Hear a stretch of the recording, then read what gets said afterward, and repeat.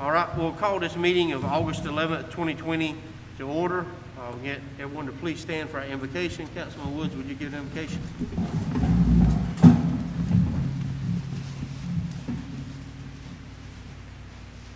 Oh, gracious Heavenly Father, we once again that we are gathered together, Lord, upon the Lord.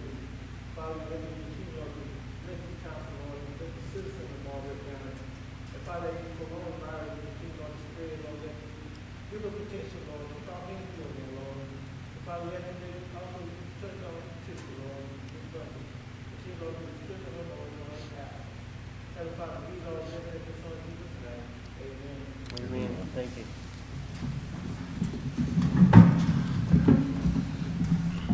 Up next, we have installation of Councilman Kenneth Stroman. Mr. Kenneth, if you would come forward right up there. Okay.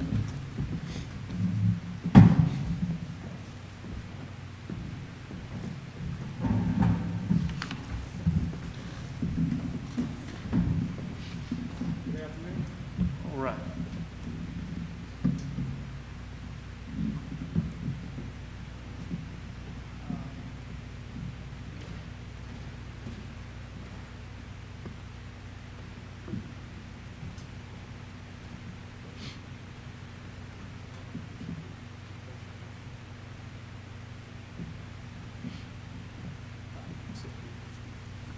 Good afternoon, everyone. We'd just like to thank you for the opportunity given to me to swear Mr. Kenneth Stroman in as a newly elected councilman for Council District 5.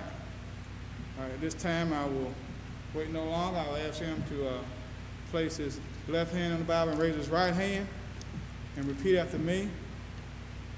I do solemnly swear and affirm that I am duly qualified, according to the Constitution of this state, to exercise the duties of the office of County Council District 5, and that I will, to the best of my ability, discharge the duties thereof and preserve, protect, and defend the Constitution of this state and of the United States. So help me God. I would like to introduce to Marlboro County Council, county government, county administration, to the citizens of Marlboro County, our newly installed councilman, Mr. Kenneth Stroman for Council District 5. Let's give him a hand.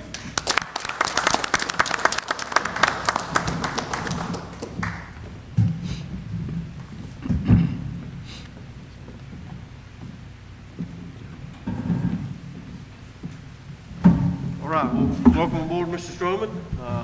We look forward to you serving many years with us and continuing to work as our team, and like I said, we're glad to have you. We're glad to have you. Up next, approval of agenda items.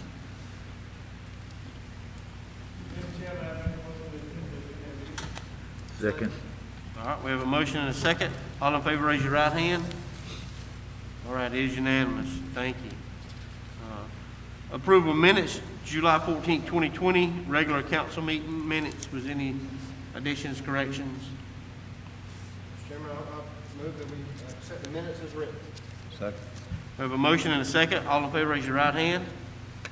All right, thank you. We have no old business. Upon a new business, we have resolution 08-2001, a resolution establishing the millage rates for fiscal year 2020-2021 and authorizing the county auditor and county administrator to set the loss credit factor. Mr. Mullen. Yes, sir. You'll see in your packets that the millage rates are the same as presented to you at the budget time. We did round up from 140.4 to 140.5 to have it to that tenth, but everything is as presented in the budget. The local option sales tax credit will be set in the coming weeks, working with the auditor and treasurer. And basically that's money we get back from the state that we use to create a discount on your property tax. You'll see that every year. So we'll do that again, and we don't anticipate any huge change from last year on that. All right. Any questions or comments? We have a motion for resolution 08-2001. Motion. We have a motion and a second. All in favor, raise your right hand. All right, thank you, it's unanimous. Resolution 08-2002, a resolution authorizing Marlboro County to enter into an agreement with the South Carolina Department of Juvenile Justice for the detention of juveniles. Mr. Mullins. Mr. Chairman, this is something we do every year. It just sets the amount of money we pay if the Sheriff's Department has to take someone to Columbia Juveniles, and you'll see it in there. It's $50 a day. This is something that probably could have done without council action, but felt like, we'd bring it to you all. All right. We have a motion. I move that we approve resolution 08-2002. I second that motion. A motion and a second. All in favor, raise your right hand. All right, thank you. Unanimous. Number 6A, approval of sole source procurement group aggregates for county unpaved roads. Mr. Mullen. This is some good news. We were, Mr. Carabo worked pretty hard and was able to get the County Transportation Committee to grant us $75,000 to use for aggregate, or we're going to actually be slag on county dirt roads. And I know we've done a number of miles already. Folks maybe don't see it sometimes, but they're working to do the ones with the most residences on them first. But this is a good bit of more material, $75,000 worth. We've started using slag, and Mr. Blackman, I think would tell you, it packs down good and it's less cost. And we haul it out of Nucor, I guess, in Darlington. So there is really only one source unless you drove to Georgetown if they're running or whatever. So our purchasing policy maybe does not require us to have a vote, but for the state records, we wanted to bring it to you all and ask that you affirm that we're going to buy this with the sole source provision, meaning there really is no other practical source for it except Nucor and Darlington. How much was it a ton, Mr. Carabo? And how much was crush and run? Yeah, so significantly more. And when it rains, our dump trucks are hauling. We stockpile. You want us to vote on Yes, just sir. for the sole source procurement? Yes, All sir. right. With that, for the sole source procurement, do we have a motion for? Make such We have a motion. motion from Mr. Blackman, second Mr. Plato. All in favor, raise your right hand. All right, that's unanimous. Thank you. Up next, consideration to appoint Ms. Leslie Herndon to serve as PD Regional Health District Board to fill a vacant seat for Mr. Mike Wilburn. And this appointment is recommended by Marlboro County General Hospital Charities Trust. Mr. Mullen? you have- This is one of those that you have to confirm, but is suggested by another group. And I know of no opposition or have heard no reason not to recommend it to you all. We have a motion for, Motion. we have a motion and how about a second? Second. All right, we have a motion and a second. All in favor, raise your right hand. All right, thank you. Next, didn't have a whole lot on the agenda, but we still got a few more things. Mr. West Park, our finance report. Or did you have that, Me. Mr.? Okay, Yeah, it's okay. very brief, obviously, Okay. we're 1 month in. Our expenditures are at 6.74% of the budget. Of course, revenue is coming in, but very slowly because it's not that time of the year. I know they're working to prepare for the audit as well, and working a good bit on the CARES Act money that we can get some reimbursement for. We've been doing that. So, and we're happy to have West Park here helping us as we make a transition there, and look forward to working with him. All right. Thank you. Wish your name was down there, so I called you out. So, well, thank you, Mr. Mullen. All right. Administrator's report, Mr. Mullen. Yes, sir. As we always do, we'll recognize employees with 5 years or more service. Sharon Sanders, 9 years. Emma Ocean, 6. Ophelia Dickey, 12 years. Keith Williams, 5 years. Sandy Wilkes, 26 years. LaShawn Wheeler, 18 years. Keith Hughes, 8 years. Clara Brock, 9 years. And Kathy Leggett, 32 years. Upcoming events, the community kitchen in Bennettsville is trying to operate on some level to try to meet the need there. and the county is going to prepare the meal for tomorrow. It's, if I'm correct, I think you pick it up and take it with you. So I know Ms. Doris has been working on that, and some others as well.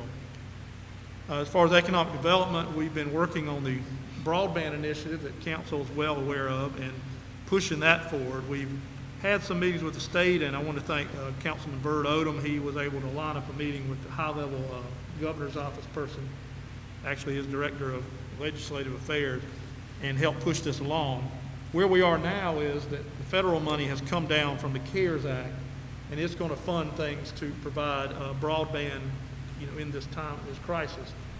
There are a couple of points that are somewhat frustrating to us. Number one is it took the state 6 to 8 weeks to figure out how to make an application for the money, but the money has to be spent by December 18th.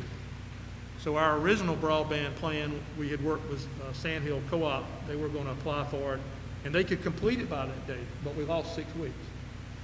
They also took and broke the entire state into little blocks. So Marlboro County has 13 blocks, and each of those blocks has to be applied for separately.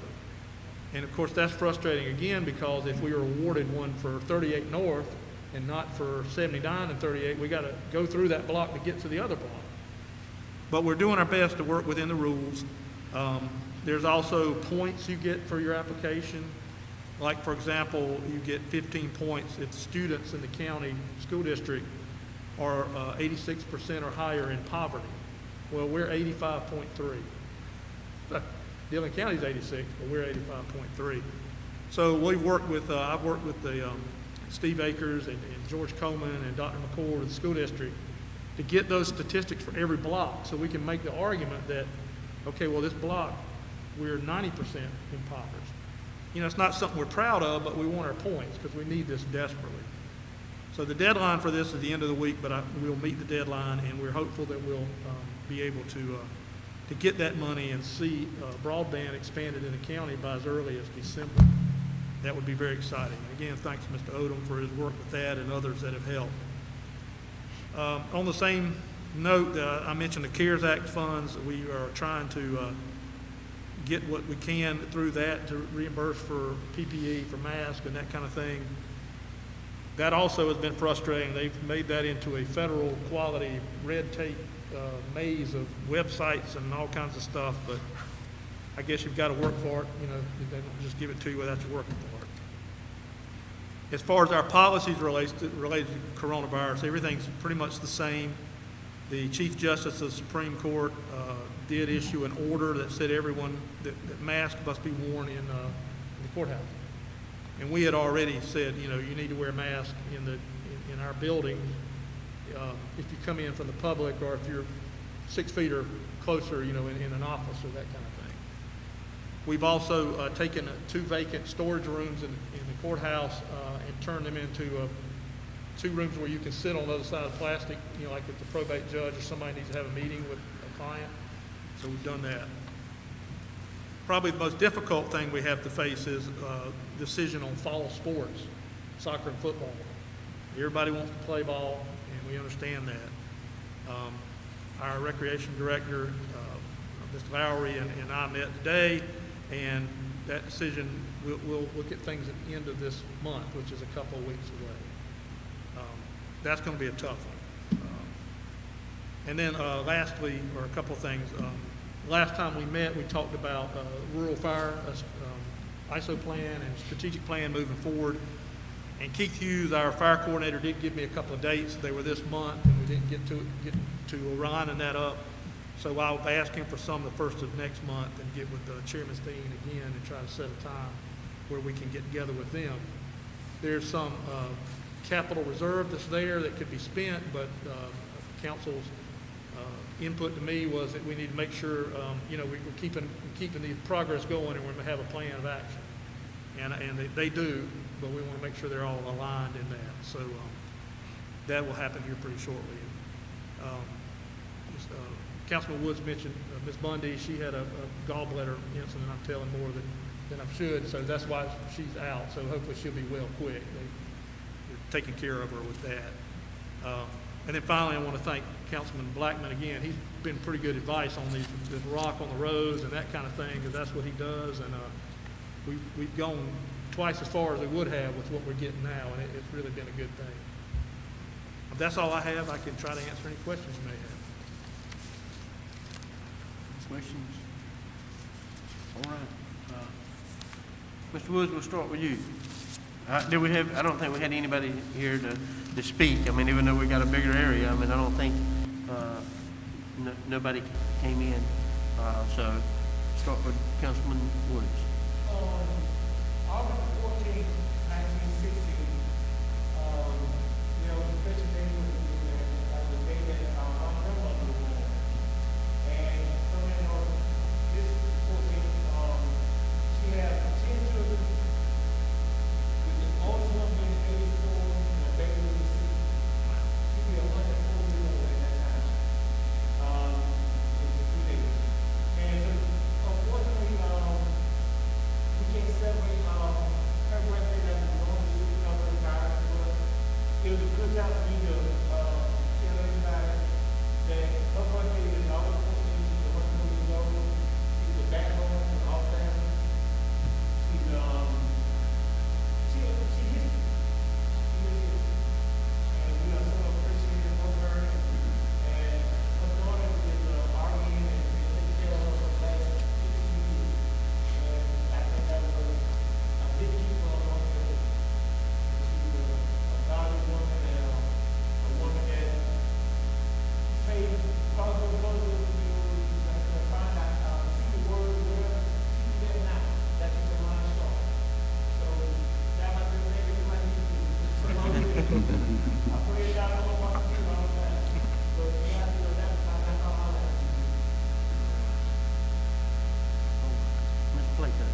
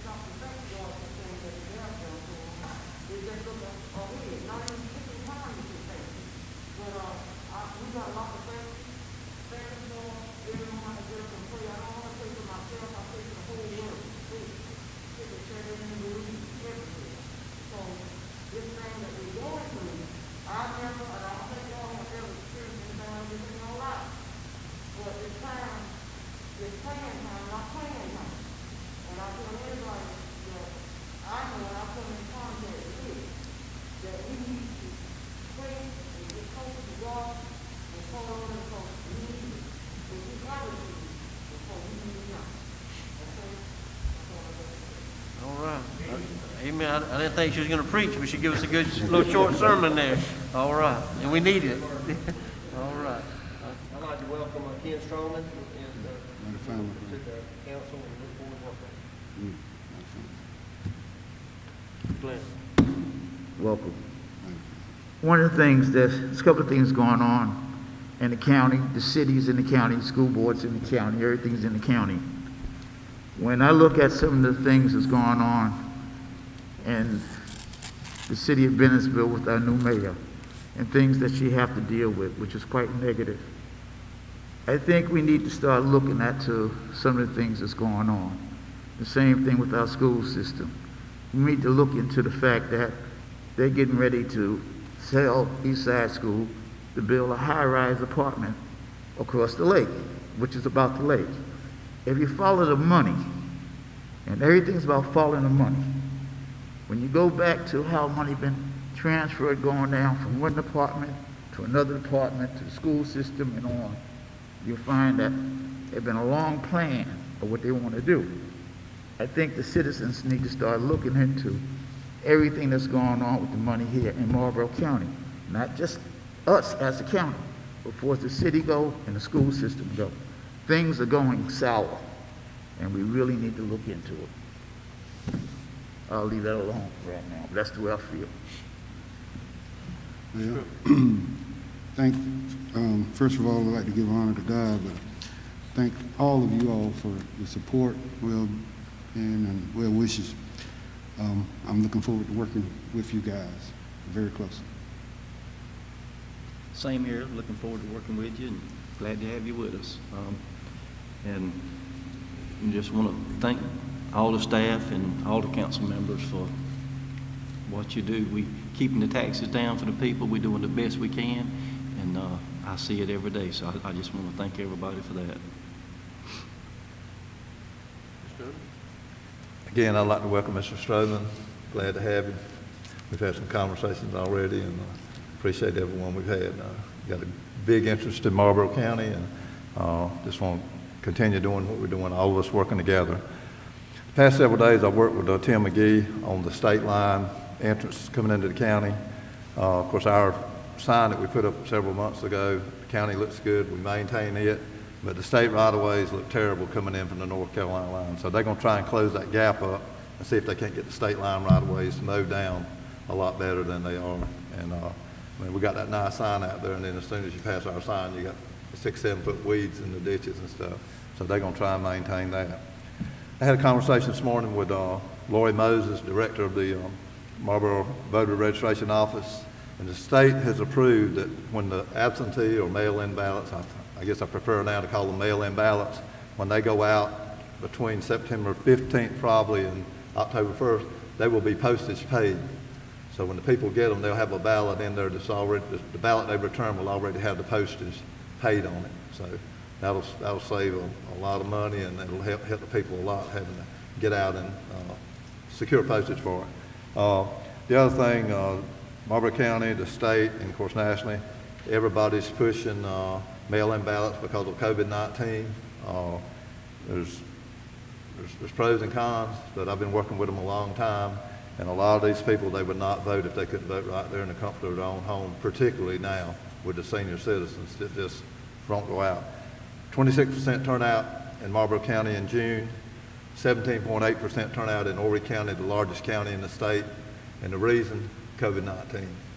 Contentious races in Marlboro County, contentious races at the beach, and people still wouldn't vote. So it's very important to try and encourage people to vote by mail. It's the safest and most secure way that you can vote, as long as the person does it themselves. The ballots, when they come in, they will go directly to the voter registration box. They will not be shipped out of the county to Columbia, Florence, or wherever. So that's something that the state has put in to try and have less handling of the ballots and stuff. So anyway, that's all I got going on. Like I said, thank you, Mr. Truman. Like I said, we're looking forward to working with you. I've been knowing you for many years, and I know you have the best interest of the county at heart. So, you know, that's the key. And so enjoy working with everybody here.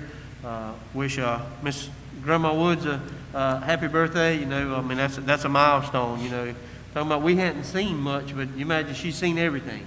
And so she's seen everything. And so we thank you for that. Thank the ones that were able to come out. Hopefully one day we'll be able to get back to normal, whatever normal is, and we'll have people here. But like I said, I think Miss Plato said it best.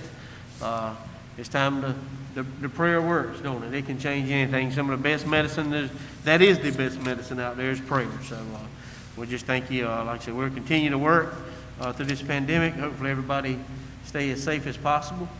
We have, I know probably many people know somebody that's sick or been sick, and so I got some dear friends of mine that's that on the ventilator from the virus. So y'all continue to pray for all of them, not only my friends, but everybody we know. So let's continue to pray for them.